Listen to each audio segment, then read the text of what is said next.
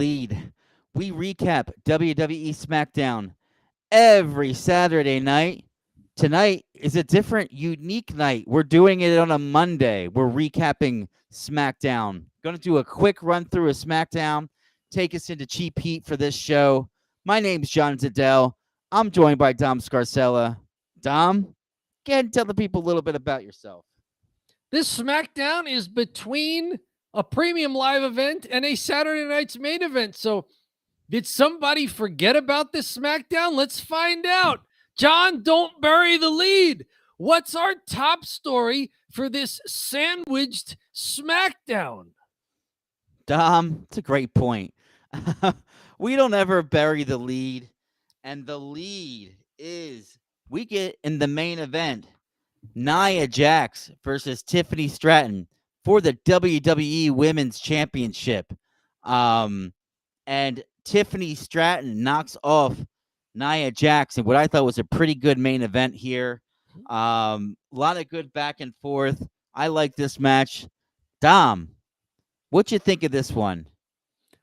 I thought this one got a little better as it went along. I'm very impressed by... Pardon? I said, hey, Fixer. He said morning. Oh, the Fixer's there. Very good. Good morning, Fixer. Yes, it is morning over in Fixerland. Very good. Yes, Tiffany Stratton hits her top turnbuckle moonsault for the pinfall. This match goes almost 15 minutes. Lots of action. Nia Jax doing great work as a heel, mocking Tiffany Stratton's Tiffy time gestures. I love that. Isn't that great? Like, just to add that little detail before she goes into a move. Yeah, right? She's just mocking her. There's some people who understand what it means to be a heel, and Nia Jax has kind of grown into that. That's good to see. Yeah. Another thing I really liked about this match is, they tried to tease Naomi interfering and then Jade Cargill interfering. So they managed to tease those run-ins without destroying the match we saw in the ring. Yeah, it's a good point. It wound up just being Jade Cargill chases Naomi off, and that sets up their next match because their feud's continuing.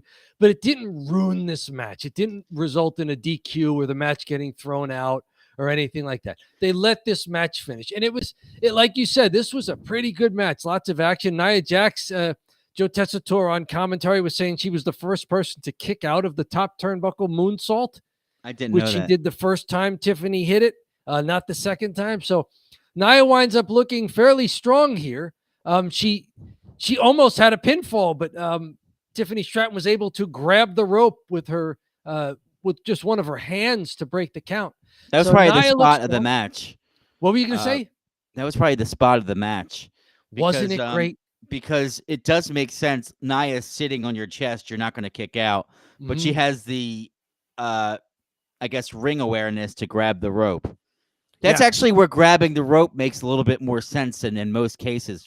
Just kick out. Sometimes you're like this, and then they're grabbing the rope. The guy's not. He doesn't even on chest on you in the pin, and then you grab for the rope.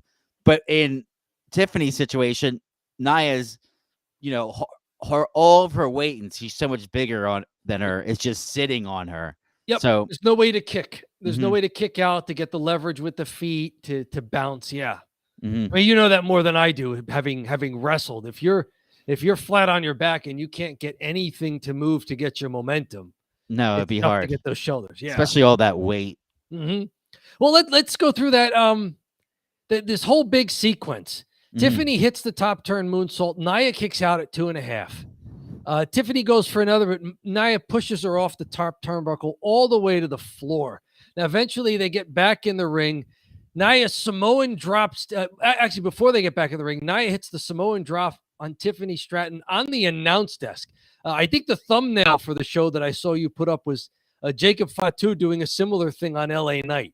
But, big Samoan drop on the announce desk, puts her back in the ring, hits the Annihilator. That's what you're talking about. Tiff recovers to try a power bomb, but then Nia sits down on her. So it wasn't like she hit the Annihilator straight away.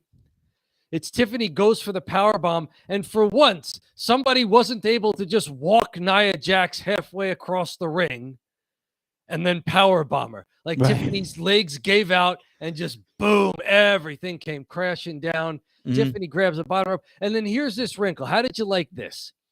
Nia is furious. She grabs she's yelling at the ref. That was three. That was three. Grabs the title belt and makes like she's going to walk out. But then she throws it down, grabs a steel chair instead. Like, so she was doing this whole pouty heel thing. Mhm. Like, I should have won. I should have won. And that's really what sets it up. She grabs a steel chair, tries to crawl back in the ring.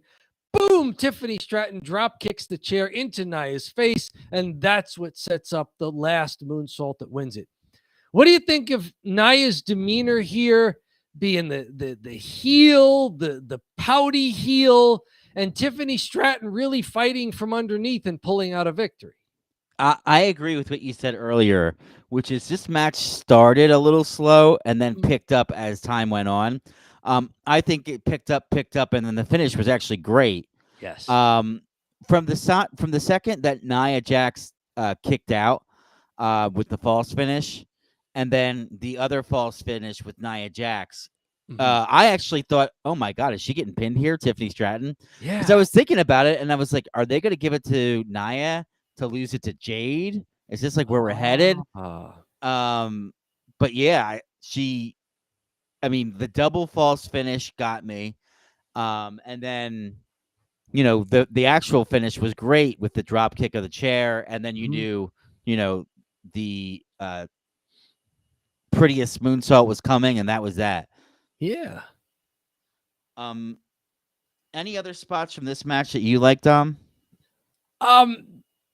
Not really. We saw a lot of standard stuff. I mean, Nia hits the pop-up Samoan drop and then the running senton. That's a good combo. I think I've seen her do it before, but it is a good combo. I like that. She can move around the ring. We talk about guys who, even though they've got thick lower center of gravity, thick around the legs and the thighs, that they can still move even though they're not, slender and bodybuilder types. Nia is the same way on the women's side. She's a big moves girl. pretty well. Yeah, and she can move around. There's a couple of things I absolutely loved. Sure. This tickles me. Tiffany Stratton did a baseball slide instead of a dive to the outside. And I was like, yes, no dive, baseball slide. I like that so much better. I know they have to do that rope thing to the outside. Hit the ropes, go to the outside, and it's always a dive. I like her doing the baseball slide instead. I have a comment here from the Fixer. Think we're getting some better work out of Tiffany Stratton now.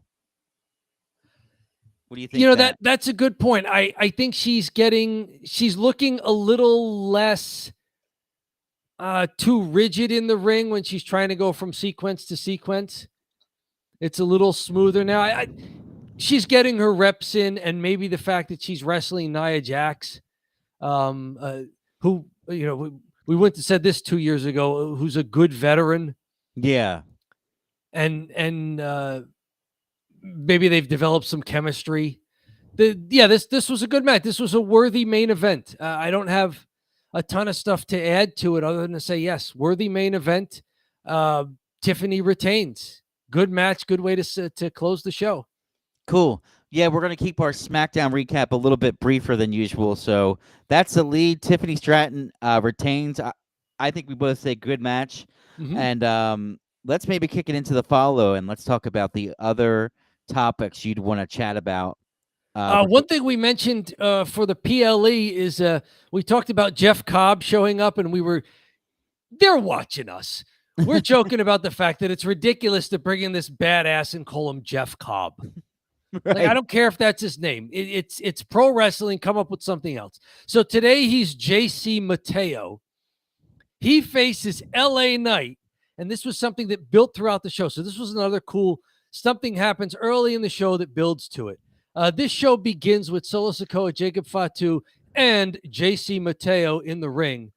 Solo's getting really good heat, so he understands how to be a heel. Eventually, Jacob Fatu won't give him. They get into a little heatedness because Jacob won't give him the enthusiastic, I love you, Solo, like he used to, that Solo keeps asking for. That's when LA Knight's music hits. They're all looking for the entranceway. LA ambushes them. And this leads to eventually LA Knight's going to face Jeff Cobb, JC Mateo now. And so it was really cool. I thought it was really good the way they did it. It was the kind of thing that it's good to see good development within a show, but I also like seeing, it looks like LA Knight's going to go through the new bloodline. And it's going to be tough on him because JC Mateo pinned LA Knight today.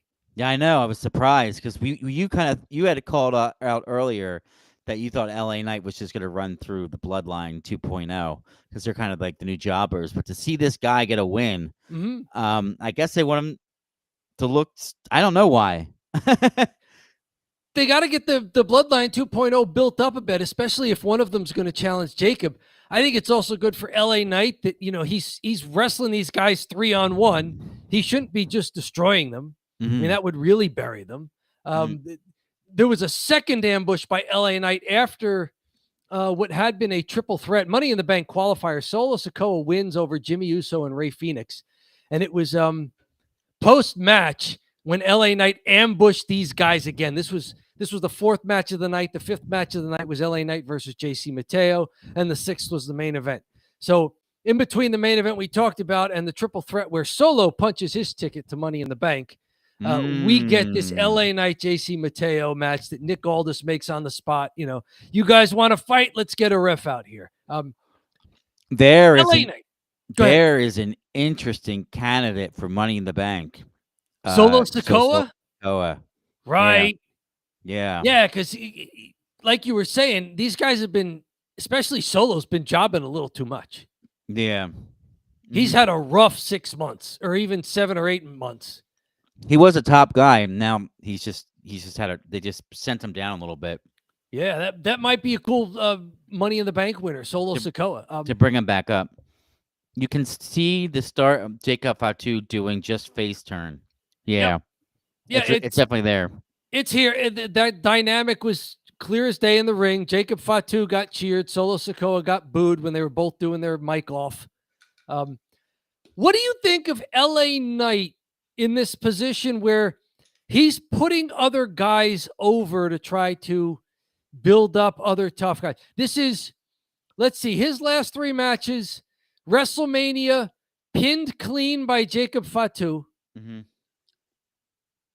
Backlash, yes, he gets beat up by 3 guys, but pins clean Jacob Fatu.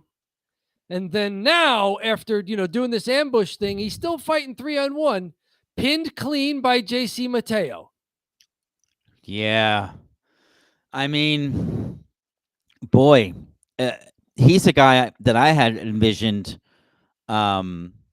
winning the, I had envisioned that he would win the big belt. Like, I think it was in that trajectory, but I guess he had different plans for him. I thought he'd lose the U.S. title belt and then go on to bigger and better things, but doesn't seem to be the case. I mean, not yet. They're still dragging him out, but yeah, I'm hoping he gets like a couple wins here and legitimizes himself a little bit because he's great. I like him in this role. Okay. Because he's the guy who's not so far hasn't, he doesn't bring his entourage to the ring and have people interfere on his behalf. He's the loner. He's exactly the kind of guy who you would think the bloodline, if they're on the same page, would be able to beat up. 2-on-1, 3-on-1, and LA Knight's got nobody. He's the lone wolf. So I like him in this role. Now, does he have to start winning again? Yes. But until then, like, this makes Jacob Fatu looks legitimate because he beat LA Knight clean in the middle of the ring in WrestleMania. That's important. And now JC Mateo looks like a guy who can wrestle, even though, it was LA Knight taking out Jacob Fatu and Solo Sikoa on the outside and then trying to springboard back into the ring where JC Mateo just big, strong guy, catches him on the crossbody attempt and does the spin around power slam for the 3 count there. I like LA Knight in this role, and I think it speaks well that Bloodline 2.0 is they're not just going to be jobbed out. Yeah. And if we're going to get Jacob Fatu, Solo Sikoa, then Solo has to look strong at some point. Or if we're going to get JC Mateo, Jacob Fatu for the split, then he has to look strong as well. It can't be ridiculous where Jacob Fatu's got a U.S. title belt and has never been pinned, never been submitted, and he's facing guys who week after week seem to look like fools. Yeah, it's a shame for Bronson Reed. He really just missed out on this. Right. You know, he was up next. He was definitely going to be that guy, right? And he had that rivalry with Seth Rollins, and he power bombed him all those times, and it looked like, oh, we got a big powerhouse. It's going to be joining. But you know, I know Jeff Cobb's been pretty good wherever he's been. So, what do you know about him? I'd never heard of him before. I've seen him in AEW. Okay, and I've seen him in. He's done some spot appearances in AEW. I think because he was with New Japan, but he's mostly a New Japan guy. So he should be pretty good, honestly. Okay, very good. Was he good in the match against LA Knight? It seemed like he's like a powerhouse, but he's got some mobility to him. Mm-hmm. It was an entertaining match, and again, even though there was guys on the outside and it wound up coming into play, there was a good finish in the ring. Mm-hmm. You know, they didn't just go to a DQ; they let the match finish, so it was pretty good. Other stuff to talk about. The Miz winds up getting a match DQ'd. It's Carmelo Hayes versus Aleister Black. It seems like Mellow Don't Miz is Aleister Black's reintroduction to the WWE. I guess technically Aleister Black wins this, although post-match, Mello winds up hitting that top turnbuckle leg drop onto him, just because it was 2-on-1 at that point. What do you think of Aleister Black really making his way both through Carmelo Hayes and The Miz as his introduction back to the WWE universe? Kind of weird, because I thought they really were going to start pushing Carmelo Hayes a little bit here. Yeah. So I'm a little surprised, to be honest with you, but maybe they're trying to make like Carmelo Hayes and Aleister Black have a rivalry. I don't know. I'd rather see what Carmelo Hayes has in the tank than the Aleister Black. Aleister Black came back to like no pop, and he's been out. He was fired from the company. So, I don't know why. Like, he was fired from the company, and now he's back, but I don't know why we have to give him a lot.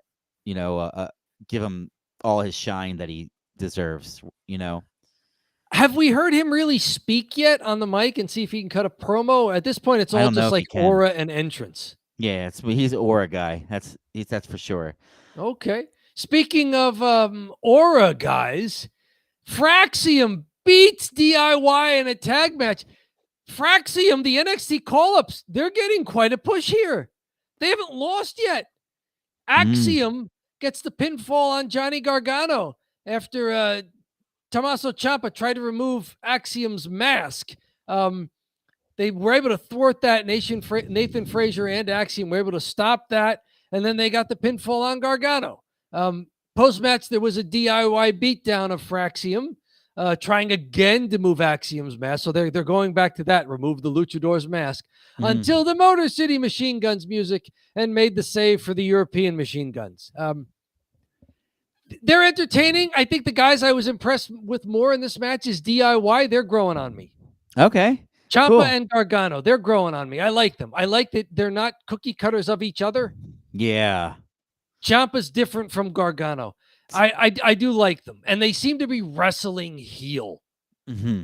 They're not trying to be cool heels. They're heels. Yeah, they're not trying to be like, oh, we're cool, cheer for us because we're snarky. No, they're just bad guys.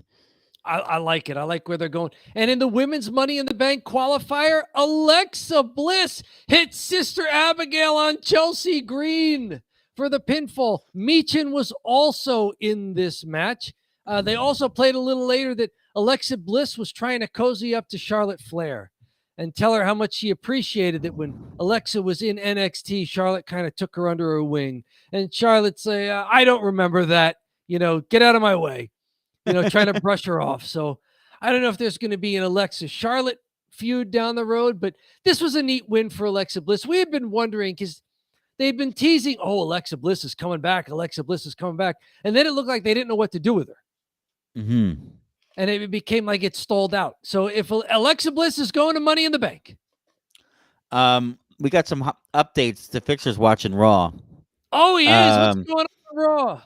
On Raw, Natalya in a Money in the Bank qualifier with Becky Lynch and Roxanne Perez. Go Natty! Ooh, that'll be interesting. Did they give the shot to Roxanne Perez, or did they continue the Becky Lynch?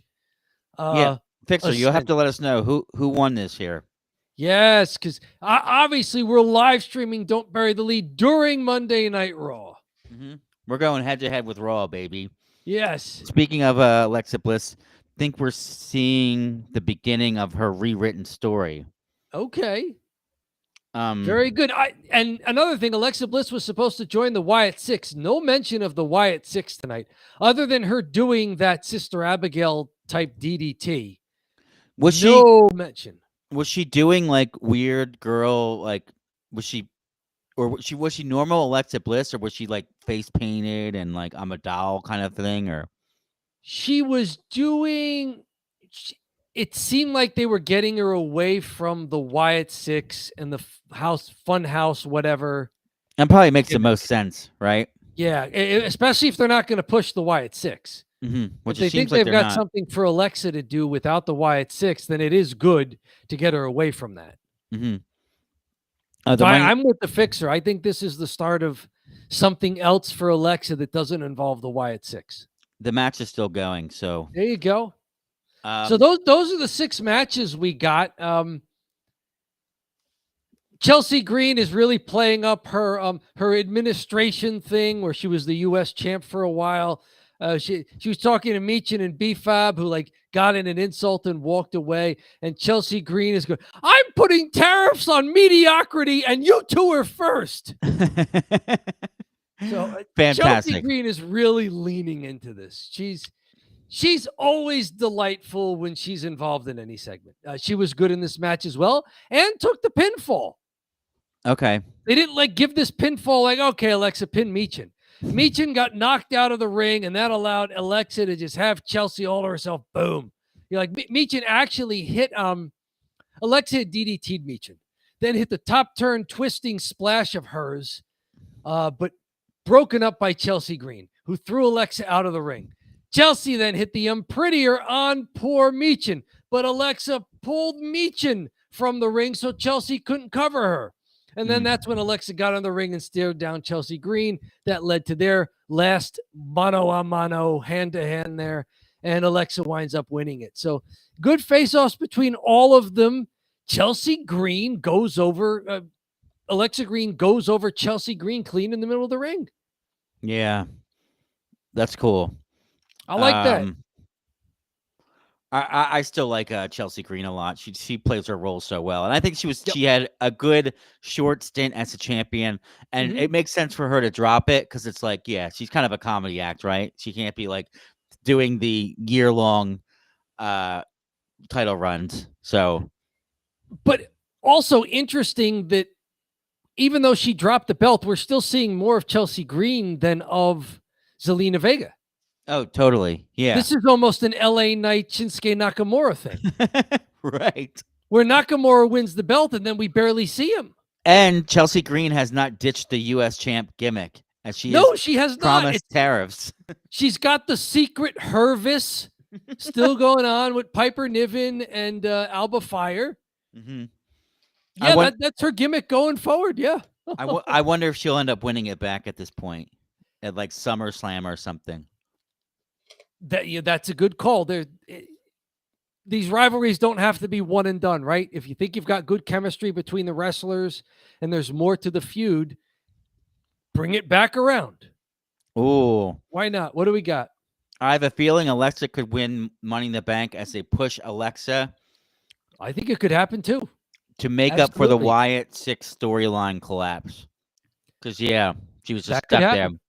Mm-hmm. And Money in the Bank is a stepping stone for a lot of people. It's a stepping stone for Damian Priest after he showed that he could main event. It was like, okay, let's give him Money in the Bank and put a belt on him. It was a good push for Io Sky.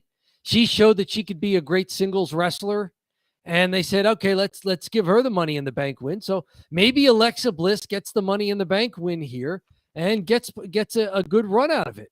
Mm-hmm. She seems like the character who would also be really cool teasing cash-ins and maybe always lurking on people. Mm-hmm. Maybe a little bit of that Wyatt Six character, that Uncle Howdy Funhouse character, but not full blown into that. She could be a lot of fun with that. You got a lot of women. You have Jade or Naomi would both be interesting. Yes, maybe, I wonder if either one of those will get into the match because they're still feuding. Yeah, they might have their own feud and not be in the Money in the Bank though. Yep. Okay. Those are also two women who could get into the title picture without needing the briefcase. Yeah, I think if whoever wins the blow off, which is probably likely Jade, they'll get the push into the title picture for sure. But I think that Naomi is going to take one of the wins. I think it'll be Jade wins one, Naomi wins one, and then Jade wins the next. Maybe a rubber. They did that with Cody Rhodes and Brock Lesnar. Mm-hmm. So yeah, that's they did it with didn't they do that Drew and CM Punk? Yeah, one each, and then they had their blow off match the third. Yeah, they did that with Punk and McIntyre, and I think this one really has legs. So I've liked this one. Mainly because we're seeing Jade not get babysat. Yes, and we're also seeing Naomi really embrace this crazy person character, running in with a chair and caution tape all over her. Maniac. Yes. She's like a maniac now. They had this little cutaway backstage where they had Nia Jax warming up for her match. And then as they're showing her, it's like, when we return later in the match, the main event, Nia Jax will be facing Tiffany Stratton. And way off over Nia's shoulder, there's just this little figure in the back who appears from behind some equipment. And it's got like, you can just see some of the glowing caution tape. And so they tease like, oh, that's Naomi. Just kind of keeping her distance, but keeping an eye on Nia Jax. So that was a cool little Easter egg there for us. Yeah, nice. No, it's good that she's really getting herself included in things that aren't just when she's on screen, right? She does this stuff through social media, so she's done pretty well. I have one more comment, and then maybe we can wrap up SmackDown. Sure, we'll go on to the thumb drive. What do we got here? Fans seem to give Alexa Bliss a good pop when she makes an appearance. Yeah, she's well remembered. Mm-hmm. She's contrasting, and I don't want to rag on the guy, but you brought up when Aleister Black came back, not much of a crowd reaction. Alexa Bliss came back, and yeah, she was a crowd reaction. She was a much bigger deal in her day. Okay, at one point, she really looked like the future of the company because she's good on the mic. Oh, she's really good on the mic, and she has the look, of course. Mm-hmm. I mean, she's small, but she has a look. So, anyways, that's the follow. Dom, we're doing an abbreviated SmackDown. So, is it time? Is it drive time? It is drive time. There's still time for us to give a thumbs up or a thumbs down to this entire show that we've watched here and recapped. There are no star ratings. There are no number grades. There are no letter grades. You're taking this course. Pass, fail. Dom, we're not Dave Meltzer. No. We don't do 7 stars in the Tokyo Dome. We don't do 2 stars at the ECW Arena. No. We either do a thumbs up or a thumbs down. We don't do stars. We're not Dave Meltzer. All right, Dom, you ready? I am ready. 3, 2, 1. Oh, 2 thumbs up. Dom, why'd you give this SmackDown a thumbs up? Lots of action in the ring. I enjoyed it. I thought the LA Knight versus Bloodline 2.0 feud was really the star of the show. That looks like it has a lot of legs. And I like the way they built it up during this episode to wind up being in the last hour there with a blow-off match, at least for JC Mateo, LA Knight. This should continue. I also like that while there was some shenanigans on the outside, they didn't do too many DQs or really egregious messing up of matches. They let matches finish, which I enjoyed. And for a SmackDown that's getting squeezed between a premium live event and a Saturday night's main event, I thought they did a good job of not forgetting about this show. Yeah. It would have been so easy. You see this in sports all the time. You got a great team you're facing, and then a lousy team, and then another great team, and you overlook the team in the middle. Yeah. So not that SmackDown is a lousy show. It's a great show. But compared to a premium live event or a Saturday night's main event, it's your regular episodic weekly thing that's always there could get overlooked. And creative didn't overlook it. The wrestlers who were performing tonight did not overlook it. This was a pretty good show. I'm glad to see that they gave their all at a time when, people could have just forgotten about this SmackDown.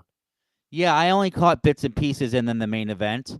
But from the bits and pieces that I saw and like just from some stuff I read, I like the direction they're headed in. Yeah. And then I thought the main event was really good. So pretty simple thumbs up, and I'm glad you agreed because I didn't watch as intently as I normally would like to. So if I had given it a thumbs up and you gave it a thumbs down, I'd be like, maybe it was a thumbs down. I don't know. So I'm glad that we were in agreement here. Yep. It looks like we have results. Triple threat Money in the Bank match, in my opinion, has been going on too long. And I'd have to say, from the sounds of it, because we have been talking for like 30 minutes, how long has that match been going? LOL, Natalya has both Roxanne and Becky Lynch in the sharpshooter, and now Lyra Valkyrie interfered, and Roxana Perez has won. Oh, okay. So Lyra cost Becky the match, and there goes Roxana Perez. Very good for her. Yeah, I figured Natty wouldn't win it, but I was still rooting for her.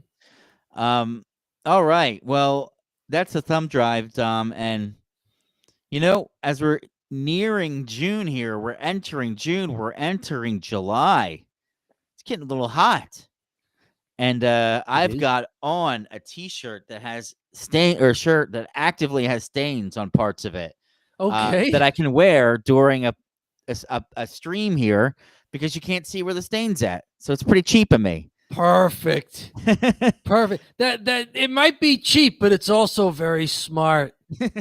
Yes. Like most cheap things. Also there smart. You go. It's frugal. It's very frugal. Yeah. So we're transitioning here. We're talking about cheap heat. And cheap heat is a segment where we talk about trending topics in the WWE, AEW, and other parts of the wrestling world. Typically what we do is we talk about these trending topics. I'll cut them down into smaller videos and post them on our YouTube. If you're not watching our YouTube right now, please go check it out. We have lots of videos up there that have these different cheap heat videos. We're over 1,000 subscribers, which means we're monetized now, so we can get a little bit of money if you watch. There's a membership section. Fixer, thank you for joining and becoming a member. You are the man, dude. Really appreciate it. Thank you, Fixer. Very good. And for anybody else out there that's watching on Twitch, check us out on YouTube. That's the mother load. And yeah, let's maybe get into it here. So, Dom, without further ado, what's the first topic you want to discuss here on cheap heat? Well, it's three things that somewhat go together. Braun Strowman will be getting his own show on USA Network. It's a food show called Everything on the Menu. The Miz is announced as the new host of American Gladiators. And as he writes here, the 10-year-old me is screaming. Huge thanks to MGM and Amazon Prime Video for trusting me with this iconic legacy. And from WrestleZone, from Disney, James Storm, Chris Van Vliet are starring in a comedic short film called Worst Man, following the story of a man on the verge of divorce finalization. Set on the afternoon of it, the man's two best friends then aim to uplift his spirits, only for their plans to go off the rails. Pro wrestlers getting some notoriety outside of pro wrestling. This is fun, and it's a good variety of people. Braun Strowman, we were talking about how unfortunate it was that he was part of the recent cuts by WWE. I wonder if they knew this was happening for him, getting his own show, everything on the menu, because WWE usually likes to keep guys around for that, for some easy cross promotion. Yeah, for sure.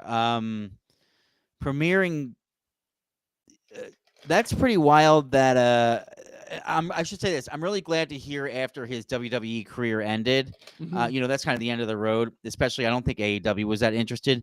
That he's able to get a job right away, and probably a better job, quite frankly, than pro wrestling, is to go do a food show for USA. Yeah, he's going to go around and just eat apparently lots of things at different restaurants. Yeah, that's a sweet gig. It sounds fantastic. Good for him.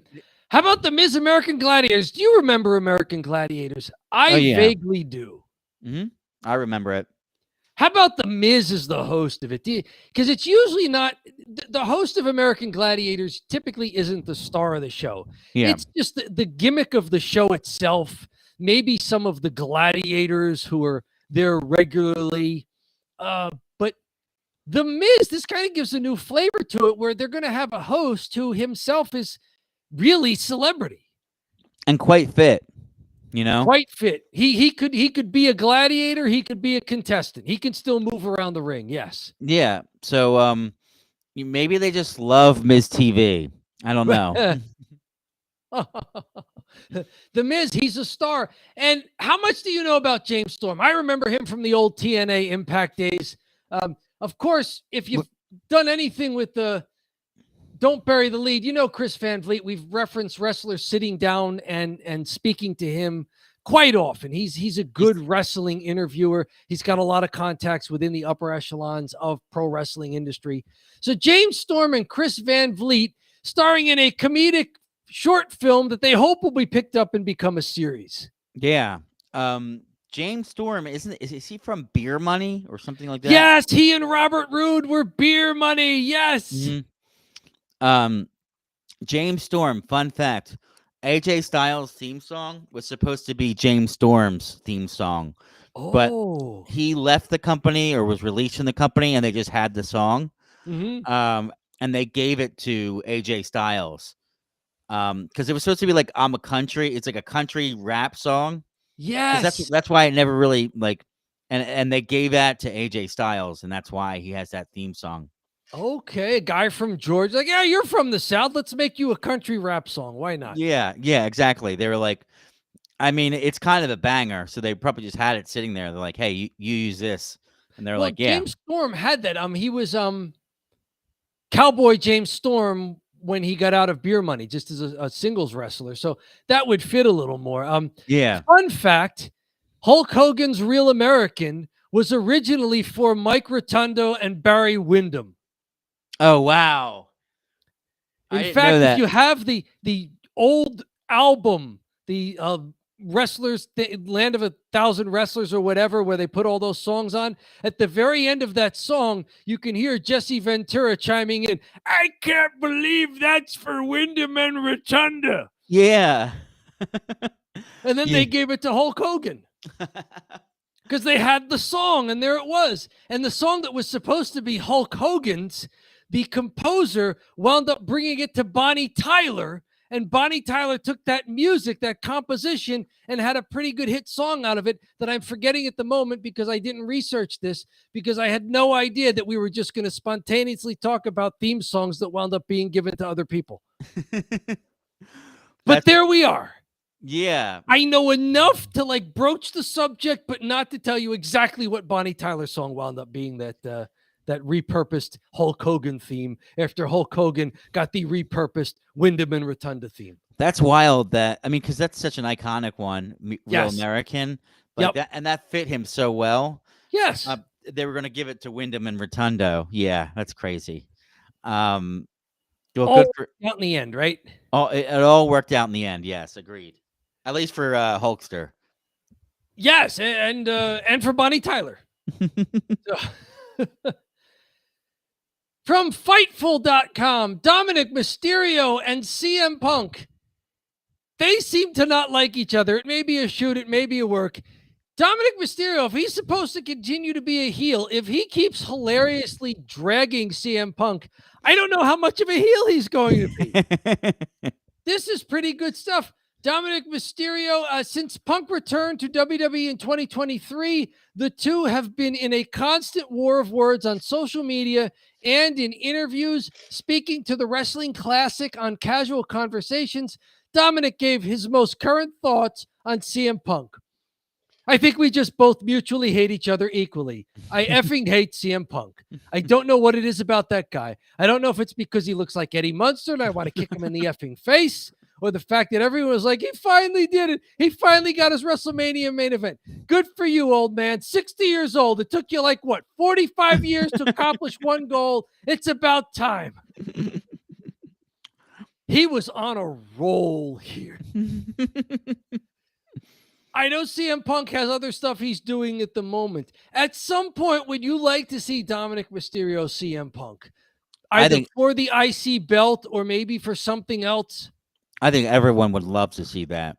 Who would be the face? It's so hard these days because Dom's on fire, ripping people to shreds on the internet. He is, and people love it. It started with the Logan Paul thing. Check that out at Don't Bury the Lead's YouTube channel. John, you made that edited video of Logan Paul's Impulsive podcast with Dominic Mysterio guesting on it. And Dominic Mysterio just dragged Logan Paul on his own show. Dom, I'm not going to lie. We might have accidentally started the Dom Mysterio term because it was hilarious. We know the man with 3 H's watches us. The man with 3 H's. He's been on the chat in the past. So, yeah, Triple H watches the show. I would love to see it. And I think initially, Punk would be the face and Dom could be the heel. But they could always switch, too, because CM Punk feels like he's itching for a heel turn. And I think this could be the way it happens. And Dom is feeling like a baby face. So we'll have to see. But I would really like to have them, especially if he's talking all this smack. You know how good Punk is at talking smack on the mic, too. Them going back and forth would be good. My work speaks for itself. Here you go with CM Punk. I could go on this rant forever, but I need to stop myself, said Dominic. I need to stop myself. Dominic Mysterio was Punk's first match back in the WWE following his 2023 return. They wrestled at a house show, a live event at Madison Square Garden. So they do have a little history. They also mentioned that CM Punk apparently scared a child, Dominic Mysterio, in 2010. So I don't know if this is a work or a shoot, but if they turn this into a feud for WWE product, Raw, SmackDown, whatever, I think it would be entertaining. Yeah. No, I think there's a lot to work with there. AEW. Jim Ross announced that he's battling colon cancer. He's been diagnosed with colon cancer. Lots of outpouring of support for Jim Ross, including on the AEW X account. He's had a lot of health problems over the years, and it's been going on for decades. He's had, I think, Bell's palsy, which affects some of the facial muscles for a while. He's had decades and decades of health scares and ailments that he's battled. But he still keeps doing what he can in pro wrestling. I don't know how much have you seen of Jim Ross on AEW TV if you are still watching AEW regularly? Yeah, I saw him at the pay-per-view. I physically saw him come down to the ring and announce a match during the pay-per-view. So he's there. What they do with him is really smart. They bring him out for big matches to announce because nobody announces a big match like Jim Ross. Yeah. So they just save him for the big matches. They don't have him traveling all over the country though. Just the pay-per-views, they'll bring him in. Very good. JR, of course, has history with the NWA, with WCW, with WWE, WWF, and now with AEW. And he's basically well respected by everybody. Literally everyone, yeah. So he would be one that if we lost, you'd have to shut it down and do a full show to, a real show about like his life and, his RIP show. There would be in memoriams on just about every wrestling program Available. on Yeah. the air today. Yeah. A major wrestling promotion. If JR Mhm. really had to hang him up, or worse, if he succumbed to the disease. Yeah. But it's kind of bittersweet. It's sad to know that he's battling yet another ailment, but it was good to see the outpouring of affection and just good feelings about Jim Ross. Yeah. When this Hopefully he announcement beats was it. made. So Yeah. More AEW. Tony Khan, this comes to us from WrestleZone, confirms that fan backlash led to this immediate change on AEW Dynamite. Were you aware of this? Apparently, Mina Shirakawa, she came out to a different song. Then people were ragging on Tony Khan on X about the crappy theme song. By the end of the match, they had gone back to Mina's original theme song. Oh, wow. Somebody asked, did TK check Twitter to see everyone ragging on that Mina theme and decide to change it back on the fly? Tony Khan responded, yeah. Wow. That's some really on the fly, being aware of what people on the internet are saying. Right. And you don't always want to just do whatever the IWC is saying. No, In fact, you don't. probably rarely want to do it. But this may have been they were doing instant market research on a change they made and decided, let's not. Maybe there was this like people were like, this song kind of sucks. Are you sure you want to do it? And then like, well, let's just see what the reaction is. And then everyone hated it. So like, okay, switch it back. Shirakawa immediately made her presence felt by pinning Tony Storm with a small package, earning a shocking victory over the champion. That win secured her a future title opportunity at AEW Double or Nothing. After her victory, AEW played her original theme music instead. Because during her entrance, Shirakawa introduced a new theme song. There you go. So this was pretty good, quick thinking. I got to hand it to him. I think that's really cool that they did that. Yeah. You tried something new. You got immediate feedback that it wasn't working, which wrestling promotions years ago didn't have. But they have it now. They're in tune with it. And they said, let's go back. I mean, talk about listening to the fans. Right. They're actively changing the theme song back in the middle of a match. That's pretty impressive. Yeah, I mean, they didn't change a match finish or anything, but yeah, I mean, for something like match entrances that are supposed to get people fired up and into the matches, if people are like, what is this? Then your entrance music is not doing what it's supposed to do. Yeah, we just talked about iconic wrestling music. Sometimes it becomes so important. If you have a history and a reputation and there's a theme song associated with you, I mean, Steve Austin, once he got the glass breaking entrance, that's got to be his entrance. It's practically his name. It's how you identify him. These become part of who they are as performers. More from AEW, from SB Nation Cage Side Seats. AEW announces another residency.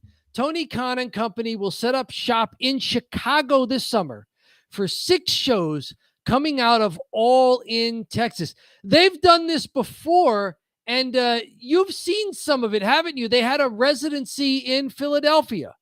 Well, they're going to do it. The residency is going to be this September. Okay, so that's the one that they've already announced, but it's set up. Okay, they mentioned that here in this article. Similar setup to the Philadelphia residency at the old ECW arena. Around Ring of Honor's Death Before Dishonor pay-per-view in September. They've also done Chicago. They had done Austin previously. So good stuff here. Let's turn this on and let people see the tweets there. AEW. So this is coming up July. Chicago for 2 weeks. Are these good ideas? And these aren't huge venues. They're doing smaller, more intimate venues where you can really feel the energy of the crowd right on top of the ring and right on top of the performers. It's a good idea to run the collisions in smaller arenas for sure. Okay. Definitely collision. Dynamite as well. It's not going to hurt you to have a smaller arena rather than a bigger, emptier one, which we've seen. This is you do a big arena for the pay-per-views, they still sell out. In Philly, I went to Liacouras Center and there was 10,000 people there. It was sold out. But that was a pay-per-view. I like this a lot because also you get the talent and everyone can just stay in Chicago for 2 weeks rather than flying all over the country, moving the ring in and out. Like everyone knows how to get there. It logistically just makes sense. Yeah, it becomes 3 weeks worth of television programming. They're going to do a Dynamite on the Wednesday, do a taping for Collision, a Dynamite on a Wednesday, and it looks like a live Collision on July 26th, and then a Dynamite on a Wednesday and a Collision taping. So they're going to get 2 full weeks plus a couple of days. They're going to get 3 shows for each of their brands. This looks like it's going to work. I'm going to actually try to email Tony Khan, not Tony, but AEW, to see if we could get in the backstage to interview some of the wrestlers because they do those press conferences during the Philadelphia one. Yeah, because there's going to be like 6 shows, so I'm sure at one of them they're going to have a presser. So I was going to shoot him an email. Yeah, just earlier this month, it's going to be August 27th through Thursday, September 11th. For Dynamite Collision, and they're going to throw in a Ring of Honor show there. So it becomes 7 shows. Dynamite live Collision on a Saturday, Dynamite ROH, then a live Collision, and then a Dynamite and a taping of AEW Collision. So, end of the summer, they'll be in Philadelphia. Yeah, we're famous enough. Tony, come on, brother. We've been pumping you like crazy. Tom always says, "Do you watch Dynamite?" I said, "Yeah, it's good." So, book us to do your press conference, Tony. Absolutely. One more here. Major update on TNA's reported ban on blood. AEW had a similar list of new rules for wrestlers that leaked last year that we talked about. WWE, WWF famously, it leaked that they were cleaning up some of the chair shots to the head and other weapon shots to the head and not doing as much blood on TV. Now TNA, it was reported that they had a ban on blood, perhaps influenced by the fact that they have an affiliation with WWE, and WWE does not like that on TV. But there was a sort of a clarification here. TNA has had a couple of TNA's president is now denying the claim that there's no more intentional bleeding on matches. They may be trying to ratchet it down a bit. Over the past month, TNA has had a couple of bloody encounters coming to us here from SI.com, including a barbed wire brawl between Sami Callihan and Mance Warner, alongside a vicious dog collar match between Steve Macklin and Eric Young. Both bouts received attention for their brutality, especially for a company trying to find a new media rights deal. So, there you go. Then that's what they're doing, is they're going to calm it down as a result of the new media rights deal they're trying to get. Earlier this month, there was a report that TNA officials told talent in a meeting that intentional bleeding would no longer be allowed. Unintentional bleeding was allowed and understandable, but purposeful heavy bloodletting would no longer occur. Several TNA sources, both talent and officials, reached out to the takedown on SI to indicate the edict from the meeting was misrepresented. In fact, intentional bleeding was not outlawed. And TNA President Carlos Silva told the takedown that no such ban is in place. It may be the kind of thing that they've been talking about. Hey, we may have gone up to the line and a little over it. Let's try and get back under the line. How much do you think not only trying to get a new media rights deal, but also trying to nurture this affiliation with WWE affects their thinking on what their product looks like? Dom, the more time goes on, I feel like the more the blood thing can get can become a little much. Mhm. The barbed wire stuff, the hardcore stuff, it's all out of vogue now. Mhm. It's been kind of ruined by people in New Jersey. um, I don't want to mention their names because, well, we live here, so I don't want to mention their names. But you know what I mean. There's like these different death matches in these indie shows, and they're like, Sure.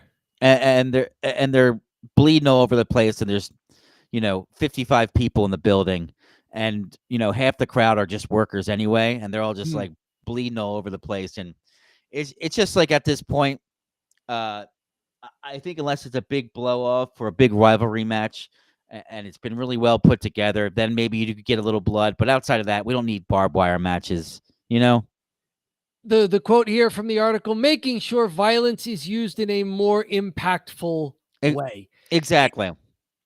If they do it too much, does it lose the desired effect, do you think? Completely. John Okay. Moxley was blading every match. He was on a Dynamite.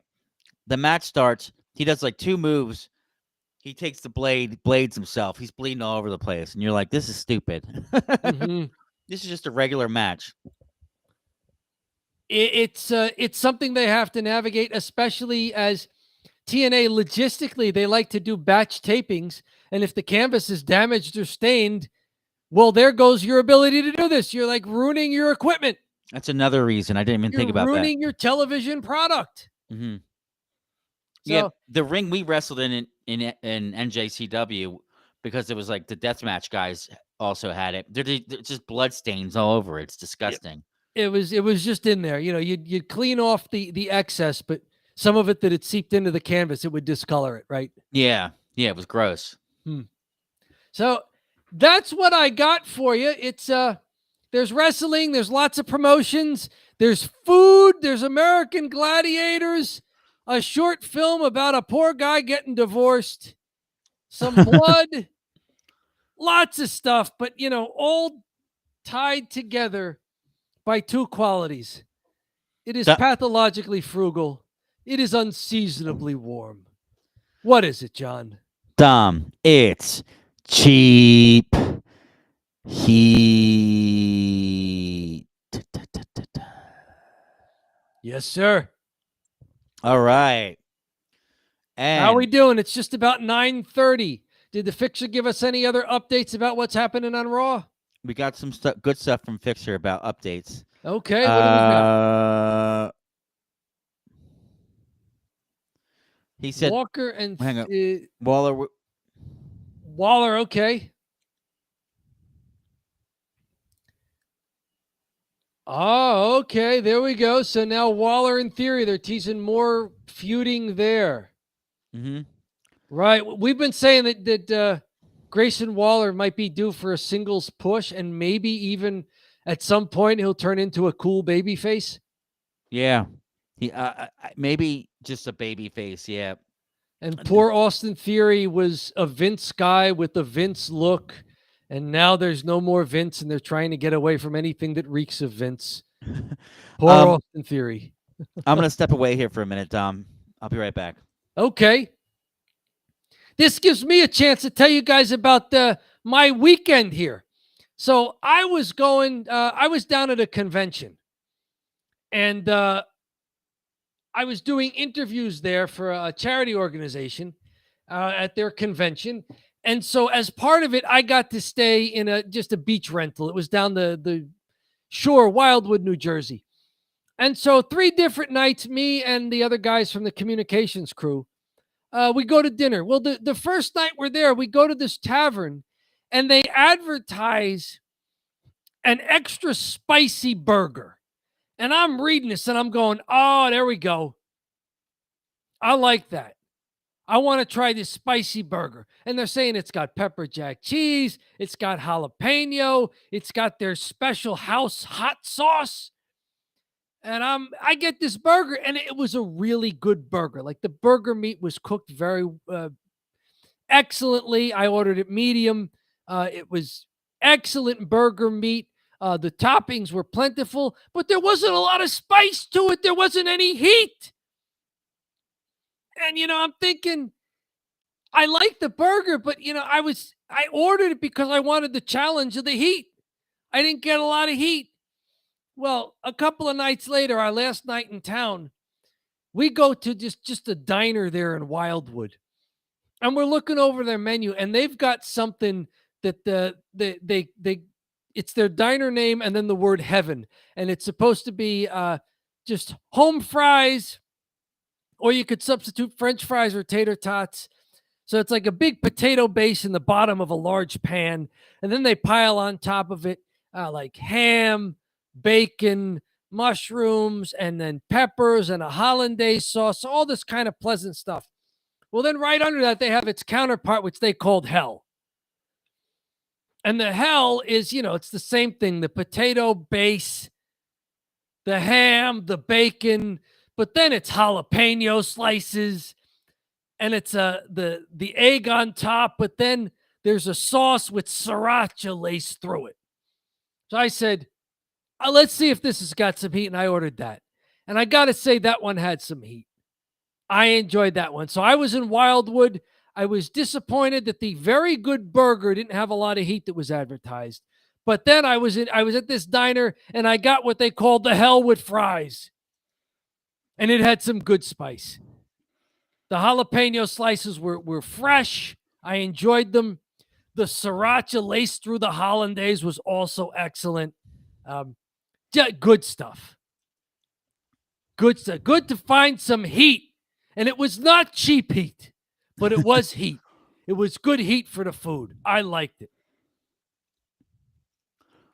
John, you're back. I've been regaling people with stories of me searching for spicy food while at a convention. Are you like George? Does George likes the spicy?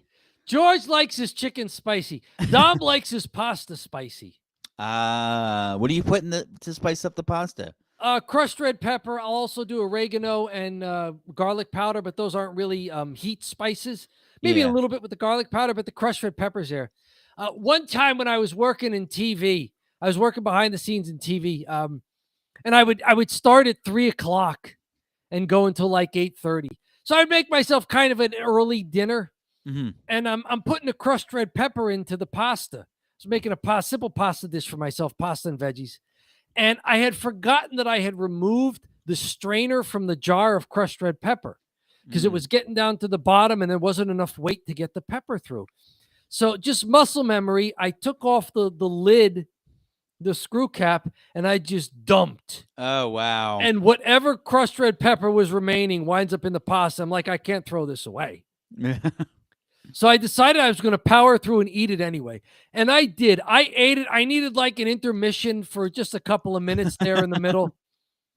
But I finished it, and it was great. And I go into work that day, and the senior vice president of operations is up from Miami. And he's there. And so I actually emailed a friend of mine who is a Seinfeld fan, and I'm talking to him. I'm explaining to him what happened with the crushed red pepper and the pasta. And I said, he's in town. What if he wants to talk to me and I start sweating? What's he going to think of me? What do I tell him? Right. Dom likes his pasta spicy? Right. So, yes, I had my Costanza moment where I'm wondering if I'm just going to start sweating at any moment because there's way too many serving sizes of crushed red pepper making their way through my bloodstream. That's great. Well, Dom, I could go on all night with you. You know that. Yeah. But I have to get up early tomorrow with the baby. Yeah, so let's put a bow on it. This was a good show. Saturday night's main event. Are we going to try to go live right after Saturday night's main event on the 23rd there? Two things. 24th. We want to try to go live after Saturday night main event for sure. Okay. I should be. That's this Saturday? This Saturday. Yeah. I think it's 8 to 10 on Peacock Eastern time. Oh, that's perfect. 8 to 10. So we'll go live after that. And then I should have a video. I hit some writer's block here, Dom. With the Sabu Joey Janela match. Oh, the Sabu retirement match. Yeah, I was creating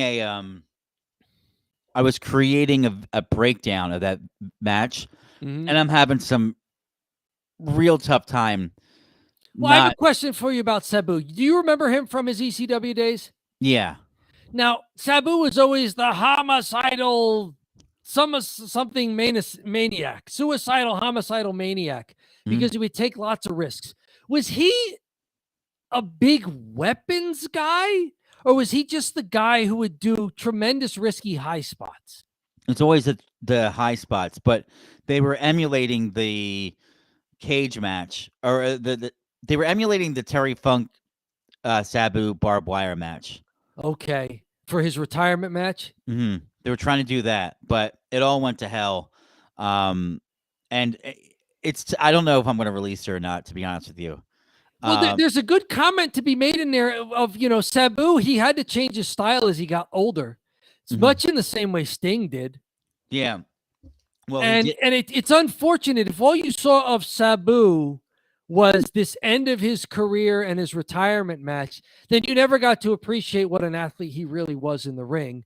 Same thing with Sting. As wonderful as his send-off was in AEW, if all you saw was an aging Sting who had to sort of gimmick up his matches more, you don't really get to know the Sting who could do flying head scissors on guys. Yeah. And all this kind of stuff. So it's tougher with older wrestlers who have to change their style as they go out. So maybe that's something to address, because I did want to ask you about that. Was the Sabu retirement match indicative of what really made him famous and what made him sort of beloved by wrestling fans? To a certain extent, yes, I'd have to say, because, there was the high spots in there. It's just that there was 2 horrible botches where the barbed wire broke twice, and it's all on GCW. And, like, I sent you the clips, but one, he goes crashing out of the ring and lands flat on his head on the concrete, and it's just like, because the barbed wire gives out. But interestingly enough, I don't know. I'm making it, but I'm finding myself just either saying snarky or mean things the whole time, and I feel like I'm punching down because it's Joey Janela and like GCW, and Matt Tremont was going to fill in for Sabu. I heard that was the rumor when they were unsure if Sabu could even make his own retirement match. Yeah, I feel like I'm hitting a little too close to home, because I know this guy lives in New Jersey, and I know he's not a big star, and neither am I. I think we might be around the same level. So it's not like I'm talking about John Cena, right? He'll never even see the video. He might see this video. So Joey Janela seemed appreciative that he was in the ring with Sabu. Yeah, for sure. Anyways, I'm talking a little too much about myself. I'll see you on Saturday, Dom. Absolutely. And everyone, thanks for joining. Fixer, as always, appreciate it. And this was kind of cool, you giving us the Raw updates, too, while we're talking. Yes, it was a good wrinkle. And wherever you're watching us, if you're like the Fixer and watching on YouTube, if you're watching on Twitch or X, thank you for tuning in. But please know the motherload of our content is on YouTube. Don't Bury the Lead, a wrestling channel on YouTube. Subscribe. You can even join if you're interested in that. Like the stuff you like. Leave us comments when the muse moves you to do so. And of course, you can check out not only the archives of these full live stream shows, you can check out the edited videos, John, that you make, and the hashtag shorts, which are the sub 60-second videos that you put out as well. So much stuff there. And we've been doing this almost 3 full years now. Yeah. So there's a lot of content there. Don't Bury the Lead, a wrestling channel on YouTube. Find us there. Help us climb the next mountain. That's true. Dom, thank you so much for joining. If you're on YouTube now and you're not subscribed, go ahead and subscribe. Fixer, you're subscribed. We know that. You're a member now. Thank you for that. And, thanks for joining, and have a great rest of your evening.